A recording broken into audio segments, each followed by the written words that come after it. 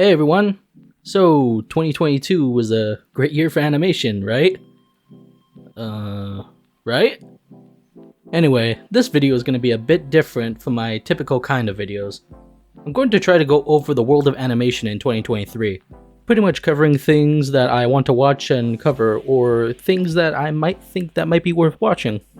I'm going to go over as much as I can, and if there's anything I miss that you think I should cover, let me know. Now let's get to it. Let's start with something everyone is looking forward to, Spider-Man Across the Spider-Verse, from Sony Pictures Animation, and the first part to a two-part sequel to Spider-Man Into the Spider-Verse. Across the Spider-Verse follows Miles once again alongside Gwen Stacy as they team up with new Spider-People across the multiverse to take on the newest villain, the Spot. However, Miles soon finds himself at odds with both the Spider-Force and Gwen on how to handle the threat. Just going by the animation alone, this looks like it's going to be absolutely incredible, and the premise seems like there could be quite some complicated issues and conflicts during the movie. I'm curious where to see it all goes and what they will face when they decide of how to deal with the threats. It comes out June 2nd, and I can't wait to watch it. Take care of that little boy for me. Make sure he never forgets where he came from. You gotta promise, Miles. I promise. Next up, we got the Super Mario Bros. Movie from Illumination. Now, I know Illumination's gotten a reputation for more average than not movies, but I'm not going to lie and say this movie does look pretty good.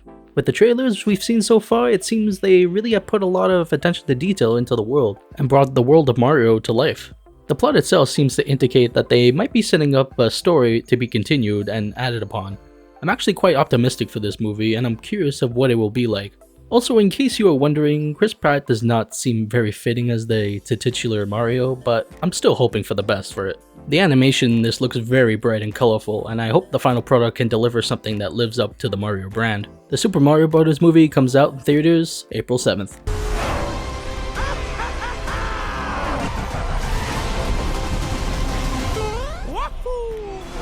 Alright, next we got Pixar's Elemental, which is set in a city where fire, water, land, and air residents live together.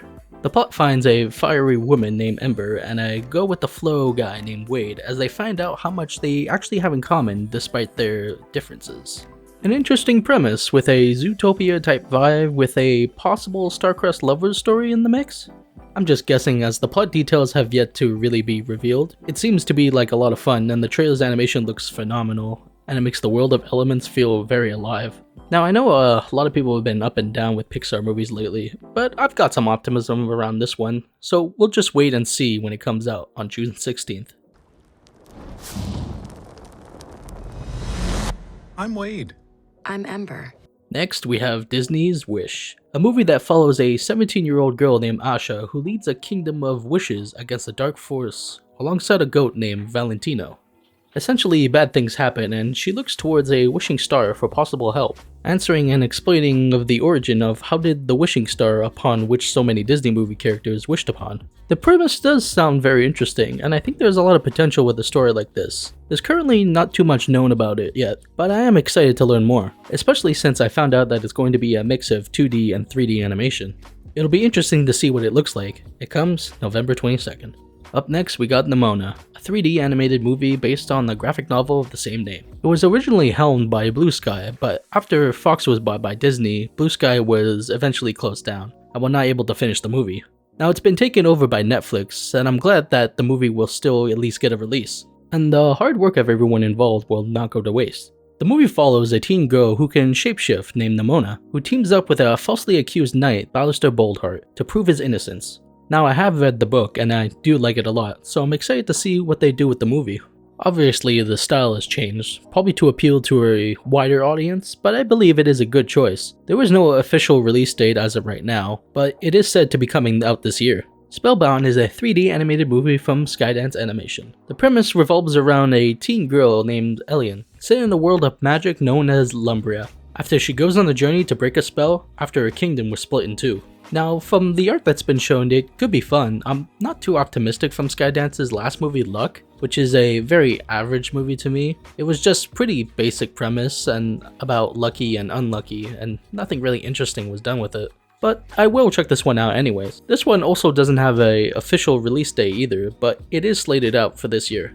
Since I can't cover all of animation in great detail, I'm gonna do a couple of rapid fire ones, just to get them out quick. Teenage Mutant Ninja Turtles Mutant Mayhem is set to be a 3D animated movie about the Turtles.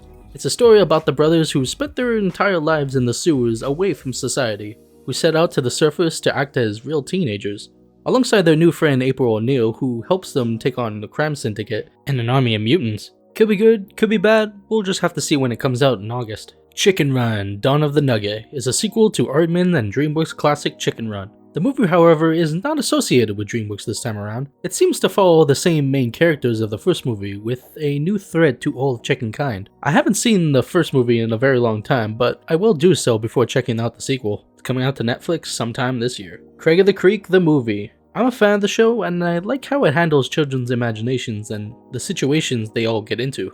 It's going to be a prequel of when Craig first moved into the neighborhood, so that sounds like a lot of fun. We get to see the trio and how they first came to be. Big City Greens the movie, another show I'm a fan of, and a very funny and relaxing slice of life kind of show that more people need to watch.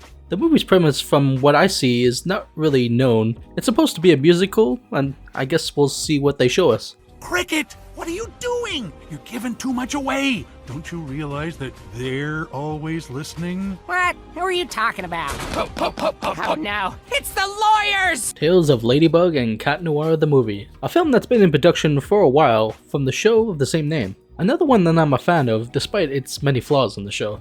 But the animation does look nice from what we've been shown, so let's see how good it could be. How Do You Live from Studio Ghibli, and directed from Miyazaki himself. So of course I am excited for this. It centers around a teen boy as he learns about spiritual growth, poverty, and overall experience as a human being. Not much else is really known about the movie, but it is slated to come out this year. Alright, some more rapid fire ones, this time for animated shows coming out this year.